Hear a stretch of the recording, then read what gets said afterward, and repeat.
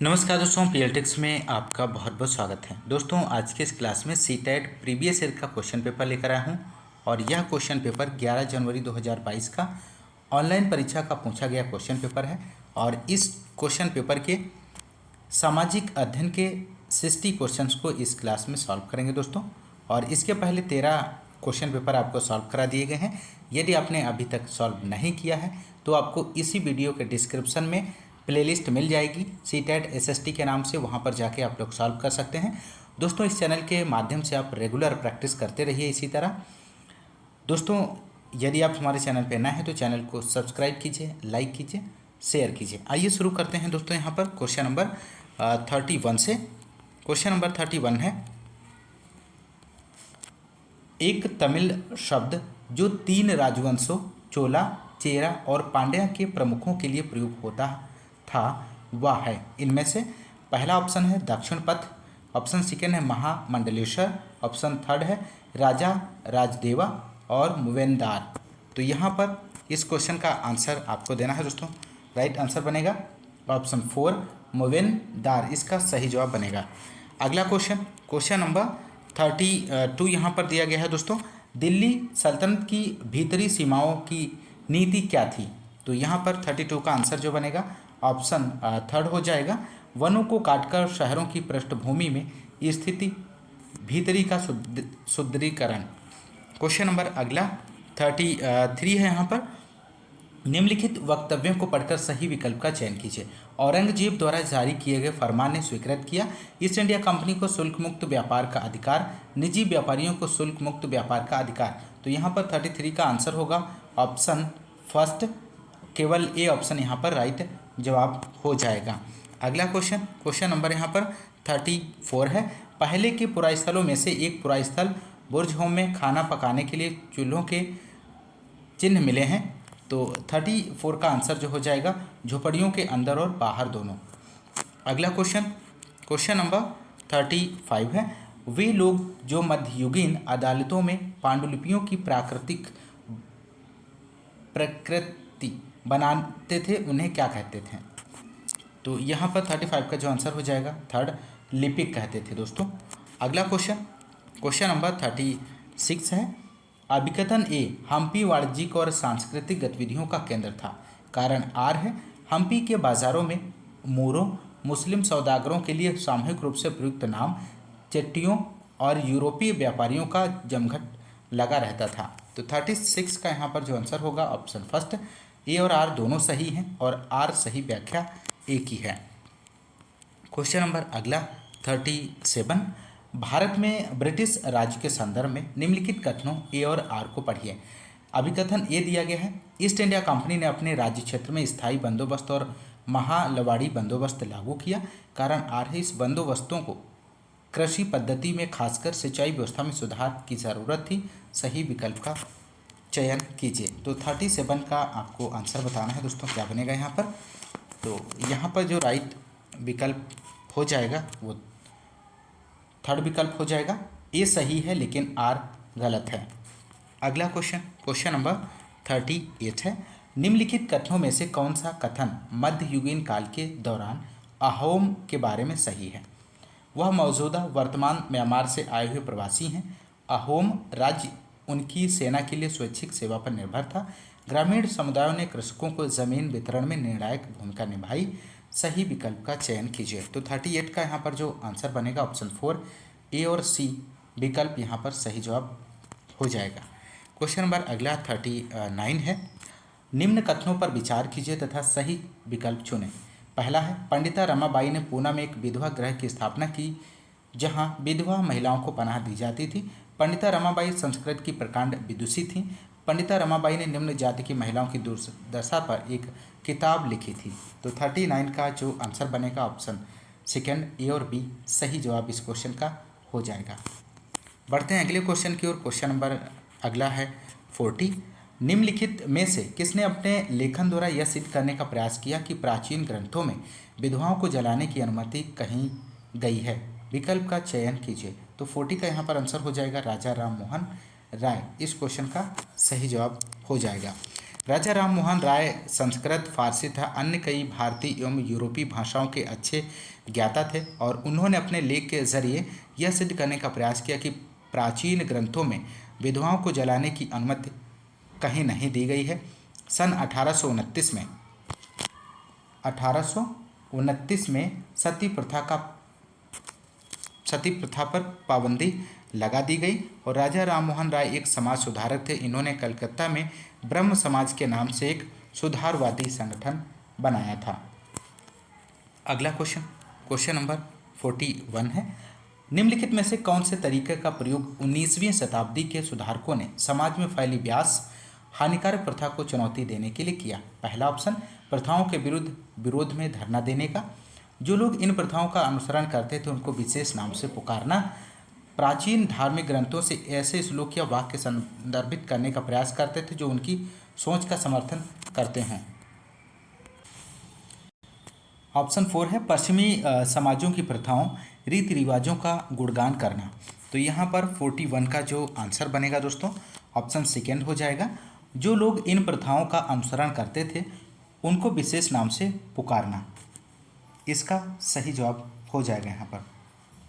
माफ़ कीजिएगा, question number 41 का जो आंसर होगा दोस्तों, थर्ड विकल्प हो जाएगा।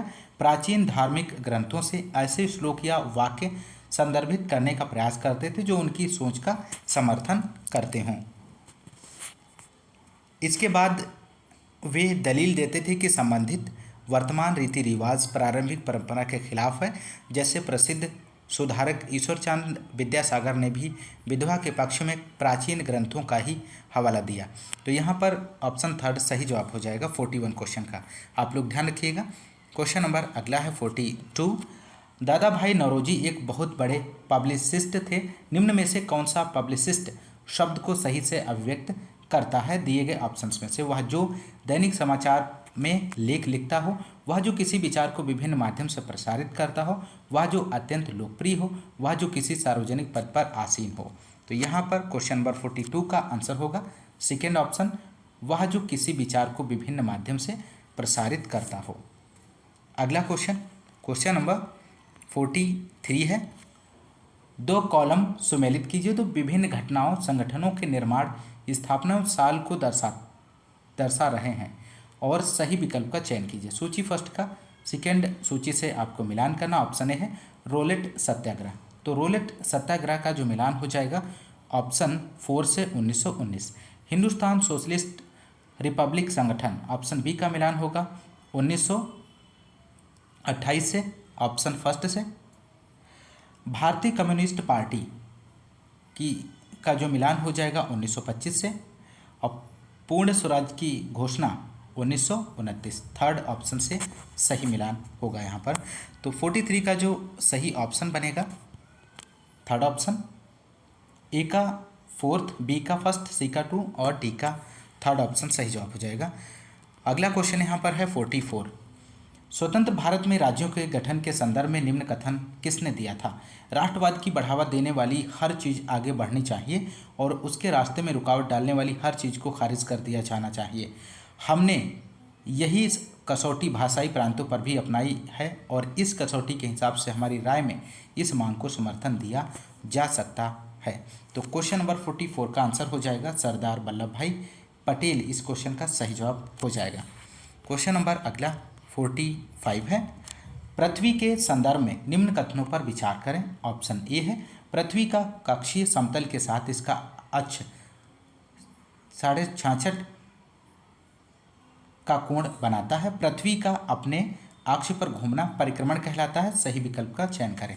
तो 45 का आंसर जो हो जाएगा ऑप्शन फर्स्ट, ए सही है और बी गलत ऑप्शन है यहाँ पर।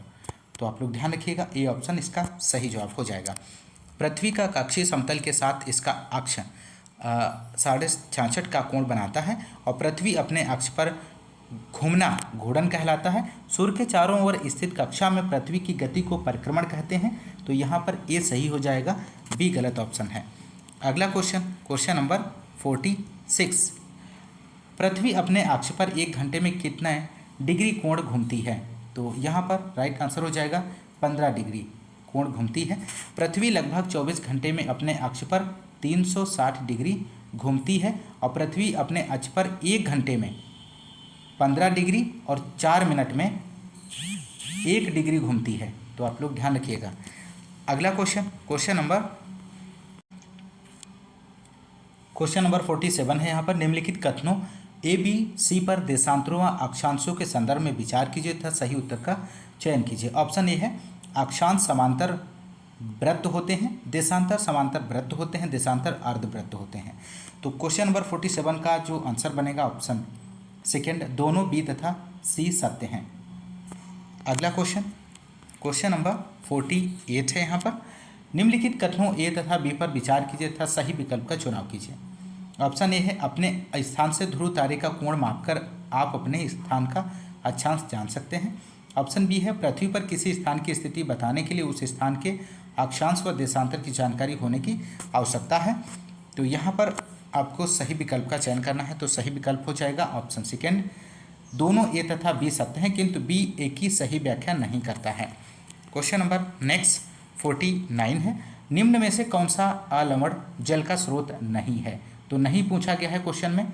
तो महासागर, नदियाँ, ताल, हिमनद। तो इनमें से आपको बताना है दोस्तों इसका सही जवाब क्या बनेगा। तो राइट आंसर हो जाएगा ऑप्शन फर्स्ट, महासागर। नदियाँ, ताल, हिमनद अलवण के मुख्य स्रोत हैं। महासागर अलवण जल का स्रोत नहीं है। महासागरों एवं समुद्रों का जल लवणीय होता है और महासागरों में पाया जाने वाला नमक NaCl खाने में उपयोग किया जाता है। Next question number 50। निम्नलिखित कथनों ए, बी और सी को पढ़िए तथा उन कथनों का चयन कीजिए जो अंतर्जनित बलों के कार्य हैं। ऑप्शन ए है आज सुबह 6 बजे अफगानिस्तान में भूकंप आया था।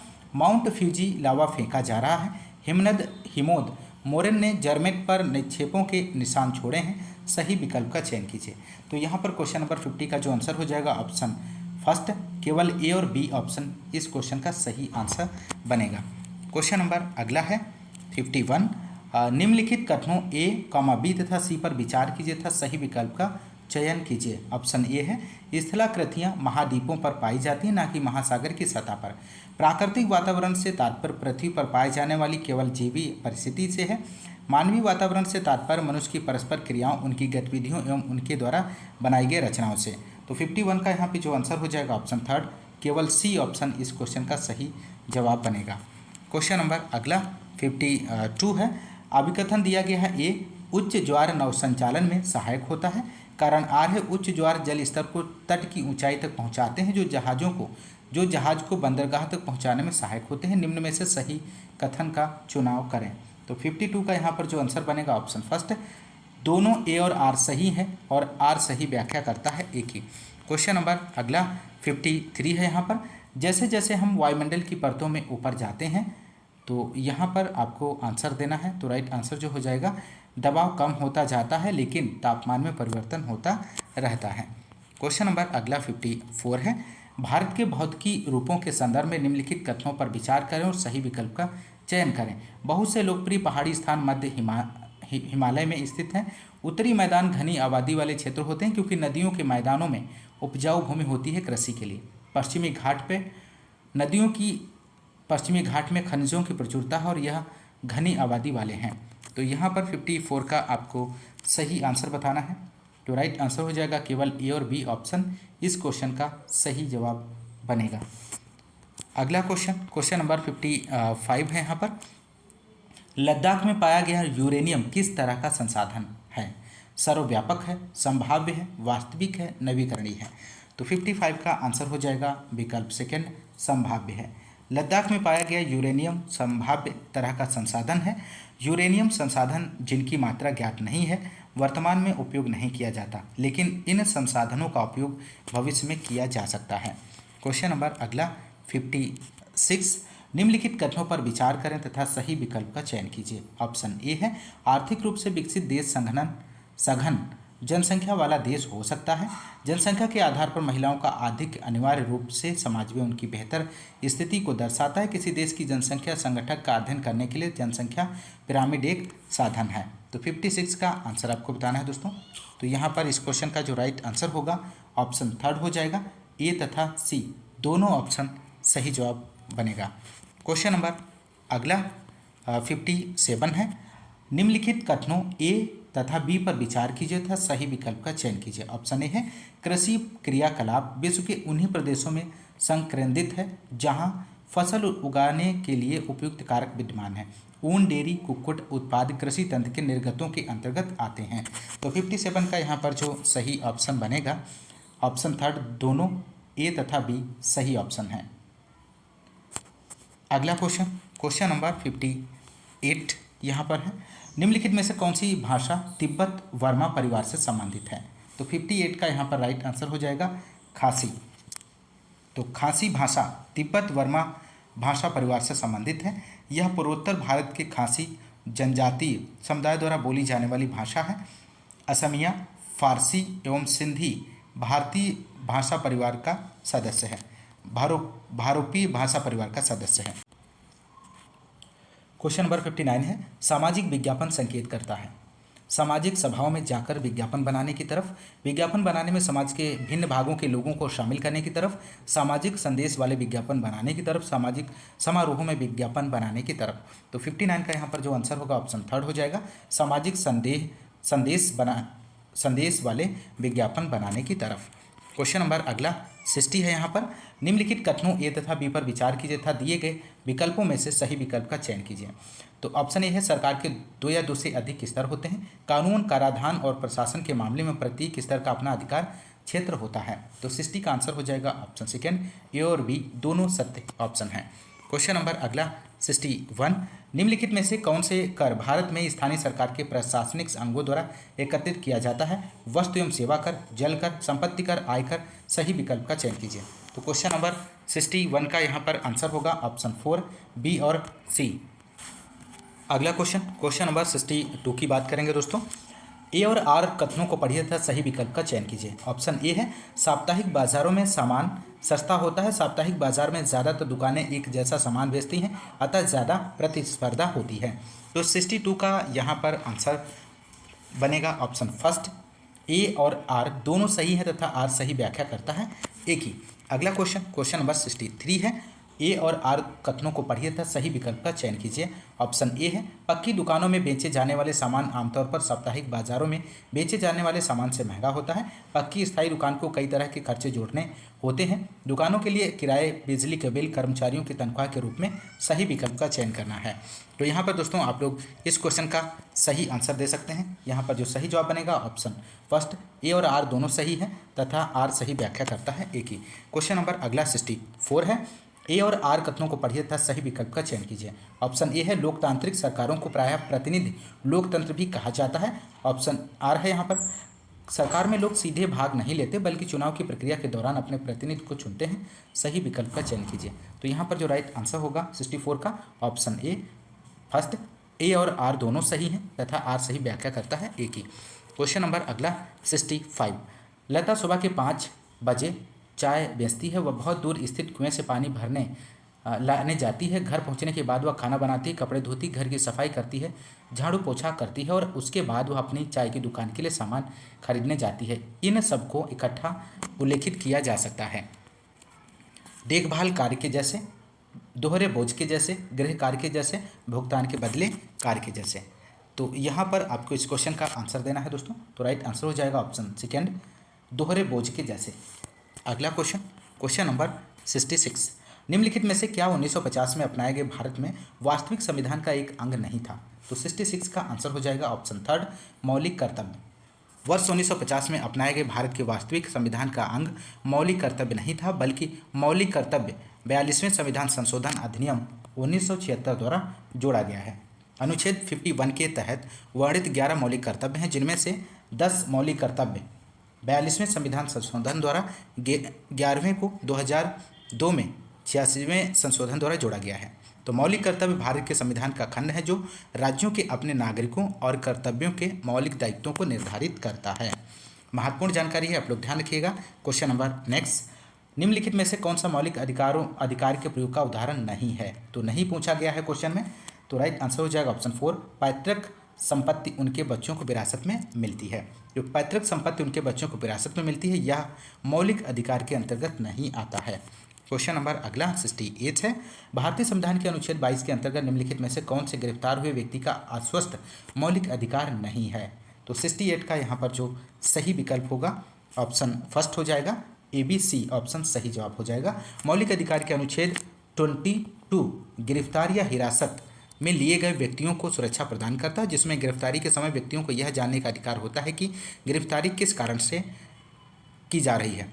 गिरफ्तारी के 24 घंटे के भीतर मजिस्ट्रेट के सामने पेश होने का अधिकार, 15 साल से कम उम्र के बालक और किसी भी महिलाओं को केवल सवाल पूछने के लिए थाने में नहीं बुलाया जा सकता। तो यहाँ पर ए बी डी ऑप्शन जो है सही जवाब हो जाएगा। ए बी डी माफ़ कीजिएगा, A B D option third सही जवाब बनेगा। अगला क्वेश्चन नंबर 69 है। यहाँ पर Amnesty International organisation of volunteers अभियान चलाता है पूरी दुनिया में मानवाधिकारों के लिए, पूरी दुनिया भर में मानवीय मूल्यों के लिए, मानव विकास अध्ययन के लिए, मानव मुक्त शिक्षा अधिकारों के लिए। तो 69 का आंसर जो हो जाएगा ऑप्शन फर्स्ट, पूरी दुनिया में मानवाधिकारों के लिए। क्वेश्चन नंबर अगला 70 है। यहाँ पर घेटोआइजेशन शब्द आमतौर पर निम्नलिखित में से कौन से इलाकों क्षेत्रों को दर्शाता है। तो क्वेश्चन नंबर 70 का आंसर हो जाएगा फर्स्ट, इलाका ए, जहां एक समुदाय के लोग निवासी अपनी जान के भय के चलते एक साथ रहते हैं। ऑप्शन फर्स्ट यानी कि यहाँ पर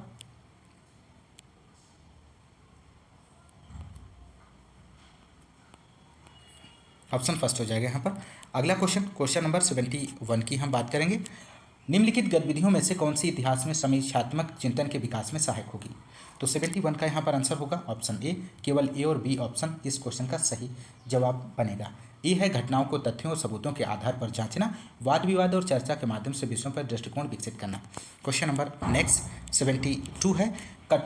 यहाँ पर 72 है, कोठारी आयोग कमीशन के अनुसार आपको ऑप्शन ए दिया गया है, भारत को केवल विकासवाद दृष्टिकोण के संदर्भ से नहीं देखा जाना चाहिए। इस उपागम में समस्या यह है कि इसमें निर्धनता, निरक्षरता और जातिवाद को राष्ट्र के विकास में बाधक माना गया है तथा इसमें जेंडर संबंधी मुद्दे भी उपेक्षित रहे हैं। सही विकल्प का चयन कीजिए। तो 72 का यहाँ पर जो आंसर होगा थर्ड ऑप्शन, दोनों ए तथा बी सही जवाब है। अगला क्वेश्चन नंबर 73 है। एक शिक्षिका अपने विद्यार्थियों से भारतीय मीडिया में महिलाओं का चित्रण विषय पर बातचीत करना चाहती है। निम्न में से कौन सी युक्ति या युक्तियां सबसे अधिक उपयोगी रहेंगी। कई समाचार पत्रों के विज्ञापनों पर चर्चा करना, एक स्थानीय नेता का साक्षात्कार लेना, कोलाज बनाना और कक्षा में उसे प्रदर्शित प्रेजेंटेशन करना। उपयुक्त विकल्प का चयन कीजिए। तो 73 का यहाँ पर जो आंसर होगा ऑप्शन थर्ड, ए तथा सी दोनों ऑप्शन सही विकल्प बनेगा इस क्वेश्चन का। क्वेश्चन नंबर अगला है 74। छात्रों को जाति आधारित भेदभाव के जरिए उत्पीड़न के मुद्दे से परिचित कराने के लिए निम्नलिखित में से कौन सा संसाधन उपयोगी होगा। अशोक के शिलालेख, पिछड़े वर्गों के लिए आरक्षण पर इलाहाबाद विश्वविद्यालय की नीतियां, मानव अधिकारों का सार्वजनिक घोषणा पत्र, डॉक्टर बी आर अम्बेडकर के बचपन के अनुभवों के वृत्तांत। तो यहाँ पर 74 का आंसर आपको देना है दोस्तों। तो 74 का जो आंसर बनेगा option 4, doctor B R Ambedkar के बचपन के अनुभवों के वृत्तांत। क्वेश्चन नंबर अगला 75 है। यहाँ पर एक शिक्षिका अपने विद्यार्थियों के साथ असमानता के विरुद्ध संघर्ष के बारे में चर्चा करना चाहती है। इसके लिए वह अपनी चर्चा में निम्न उदाहरणों में से कौन से उपयुक्त उदाहरण सम्मिलित कर सकती है। रोजा पार्क्स की कहानी, जाने कहा गीत विजय महाजन द्वारा लिखित, तवा मत्स्य संघ की एक रैली, शिक्षार्थी के जीवन के कोई उदाहरण। उपयुक्त विकल्प का चुनाव कीजिए। तो 75 का आंसर होगा option 4, A B C D इस क्वेश्चन का सही जवाब हो जाएगा। A B C D. अगला क्वेश्चन नंबर 76 है।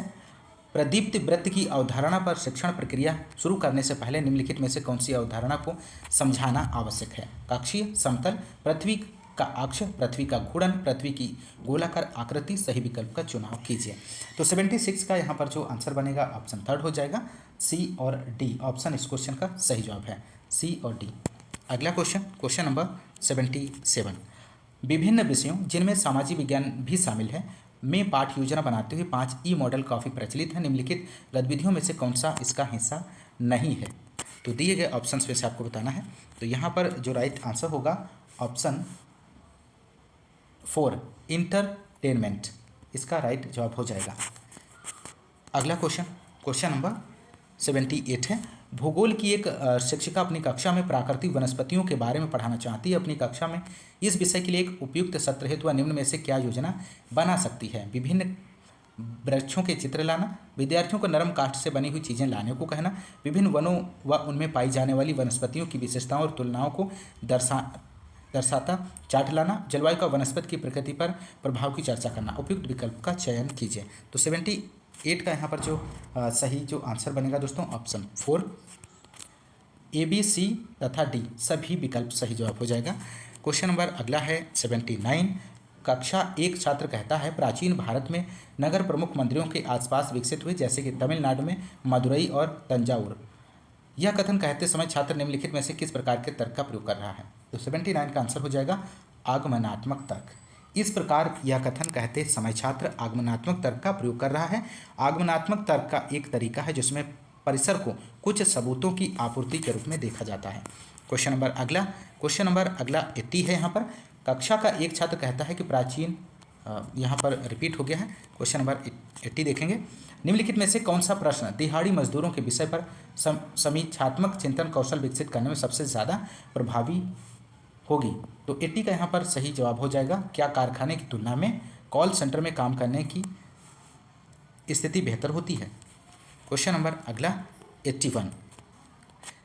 श्री डी सौजा चाहते हैं कि उनके छात्र अनुभव से समझें कि प्रतिस्पर्धी बाजार में कीमतों में अंतर बहुत ज़्यादा नहीं हो सकता। इस प्रयोजन से निम्नलिखित में से कौन सा छुट्टियों में किया जाने वाला प्रोजेक्ट सबसे उपयुक्त होगा? तो 81 का यहाँ पर जो आंसर बनेगा दोस्तों ऑप्शन 3, सब्जी के साप्ताहिक हॉट पर जाकर विभिन्न विक्रेताओं से गोभी की कीमत पूछना। 3rd विकल्प सही जवाब हो जाएगा। क्वेश्चन नंबर अगला है 82। सामाजिक विज्ञान शिक्षण में आने वाली समस्याओं के बारे में दिए गए निम्नलिखित कथनों को पढ़ें तथा सही विकल्प चुनें। अभी कथन ए है, ऐतिहासिक घटनाओं की बदलती संख्याएं सामाजिक विज्ञान शिक्षण को और भी चुनौतीपूर्ण विषय बना देती हैं। कारण आर है, सामाजिक विज्ञान पढ़ाने वाले शिक्षकों की संख्या पर्याप्त नहीं है। सही विकल्प चुनें। तो 82 का यहाँ पर सही जवाब हो जाएगा ऑप्शन 1। ए और आर दोनों सही हैं तथा आर सही व्याख्या करता है ए की। क्वेश्चन नंबर अगला 83 है।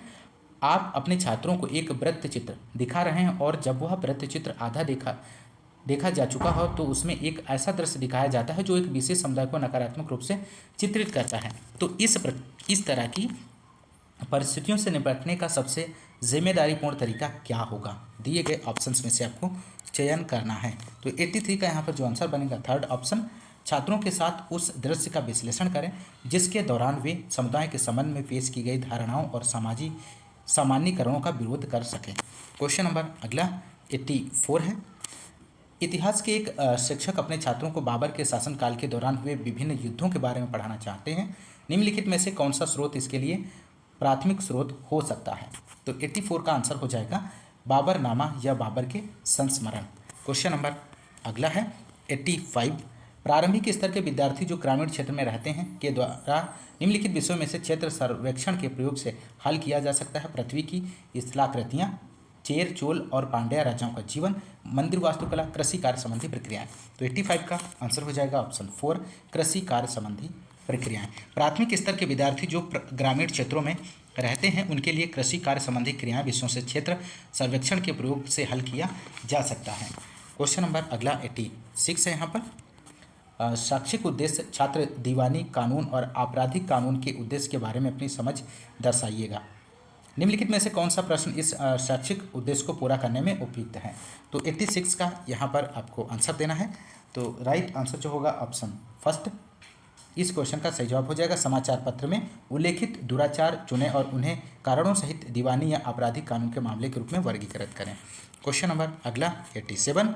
निम्नलिखित सामाजिक विज्ञान प्रश्नों में से कौन सा विद्यार्थियों में समालोचनात्मक चिंतन को विकसित करने का अवसर प्रदान करता है? तो यहाँ पर समालोचनात्मक चिंतन को विकसित करने का अवसर कौन सा ऑप्शन यहाँ पर प्रदान कर रहा है आपको बताना है।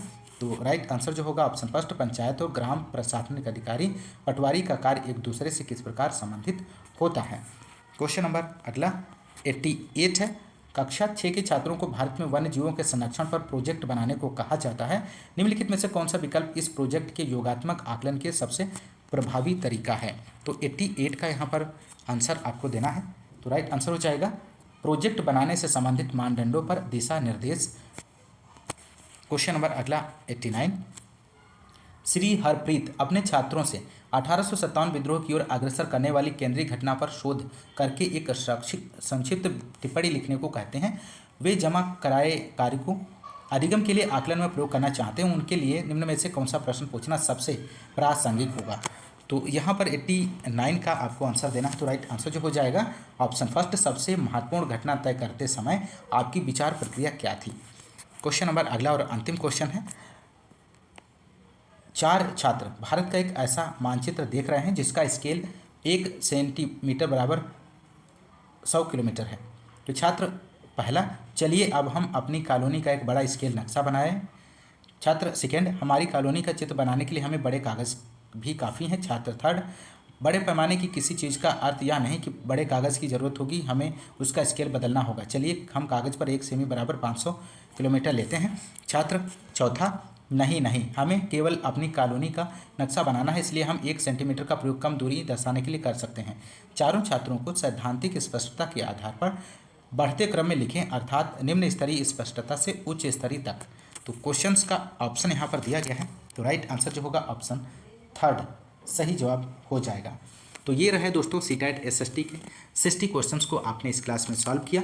दोस्तों आज की इस क्लास में बस इतना ही। यदि आपको क्लास पसंद आ रही है तो आप क्लास को ज़्यादा से ज़्यादा लाइक और शेयर करना मत भूलिएगा, और यदि आप चैनल पर नए हैं तो चैनल को सब्सक्राइब जरूर कीजिएगा।